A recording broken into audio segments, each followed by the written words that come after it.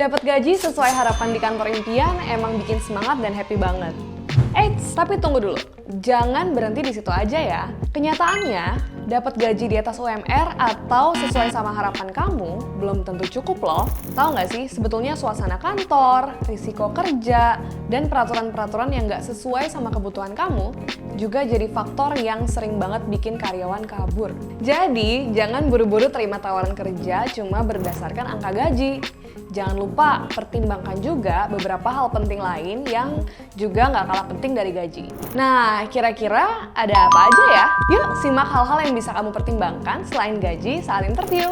Fleksibilitas jadwal kerja. Di era kerja yang penuh perkembangan teknologi komunikasi seperti sekarang, fleksibilitas jadi salah satu aspek kunci nih dalam keseimbangan kerja dan kehidupan pribadi kamu. Coba deh pertimbangkan apakah perusahaan kamu mengharuskan kerja full dari kantor atau memberi opsi untuk kerja secara hybrid bahkan full remote. Tanya juga soal seberapa fleksibel kebijakan mereka soal jam kerja.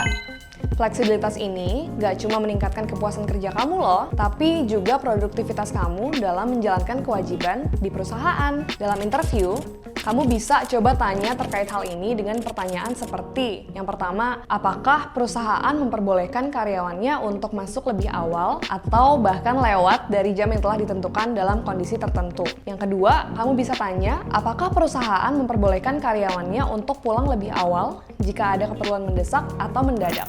Aturan terkait cuti. Cuti merupakan elemen penting dari kontrak kerja yang seringkali terlupakan nih ketika proses interview. Padahal aturan terkait cuti ini pasti ada loh di tiap perusahaan. Di dalam interview, kamu bisa juga memastikan terlebih dahulu nih ke HR soal cuti yang mungkin kamu dapatkan pada perusahaan tersebut. Kamu bisa tanya misalnya soal berapa banyak sih cuti yang bisa didapatkan dalam setahun. Yang kedua, kamu bisa tanya juga misalnya, saya bisa mengambil cuti tersebut berapa lama sih setelah efektif terhitung mulai bekerja? Nah, selain itu, kamu juga bisa tanya nih tentang komposisi dari cuti yang kamu dapatkan itu. Biasanya di tiap perusahaan ada cuti macam-macam, mulai dari cuti tahunan yang udah pasti wajib diberikan kepada kamu, ada juga cuti pernikahan, ada cuti sakit, sampai dengan cuti tidak berbayar atau unpaid leave. Jaminan kesehatan.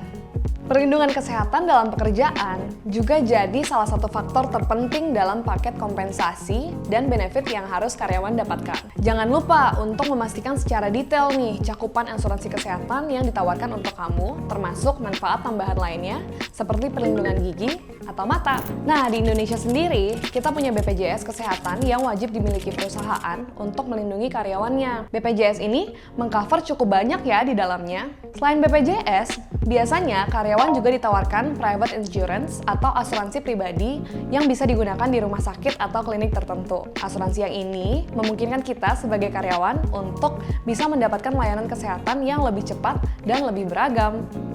Tools yang kamu butuhkan buat mendukung pekerjaan. Produktivitas kamu di kantor tentu bakal bertambah kalau kamu dapat tools-tools tambahan yang bisa dukung pekerjaan kamu kan? Makanya penting banget nih untuk memastikan lagi apakah perusahaan kamu menyediakan tools-tools yang bisa mendukung pekerjaan kamu seperti laptop, handphone, atau software dan aplikasi yang dapat mempermudah pekerjaan kamu. Contohnya nih, kalau kamu misalnya apply ke Departemen HR atau SDM, kamu bisa minta disediakan aplikasi Human Resource Information System atau HRIS. Aplikasi ini bisa kamu pakai untuk membantu mengelola atau mengotomatisasi proses pekerjaan. Contoh lainnya, kalau kamu apply-nya ke Departemen Kreatif misalnya, kamu bisa juga nih minta software penunjang buat editing seperti Adobe Photoshop atau Adobe Premiere. Akses ke tools-tools ini tentu bisa jadi game changer banget nih dalam pekerjaan kamu.